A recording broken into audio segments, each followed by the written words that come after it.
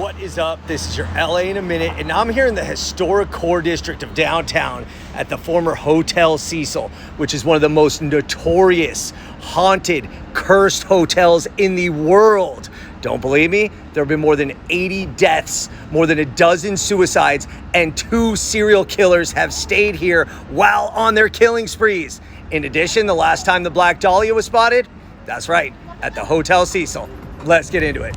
First, some quick background. The Hotel Cecil was built in 1924 for the then exorbitant sum of $2.5 million as a destination for business travelers and tourists.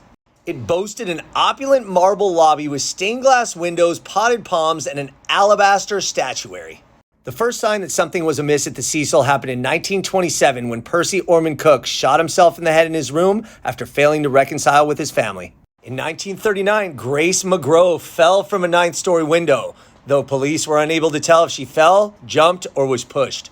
Later that same year, Navy officer Erwin Neblett was found dead in his room after also ingesting poison capsules. In 1944, Dorothy Purcell was sharing a room at the Cecil with her boyfriend, and unaware she was pregnant, went into labor, had a baby boy, and threw the boy out the window to his death.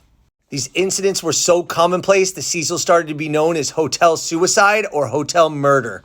Though the Cecil was once a fashionable destination, one of the reasons for its demise was its proximity to Skid Row.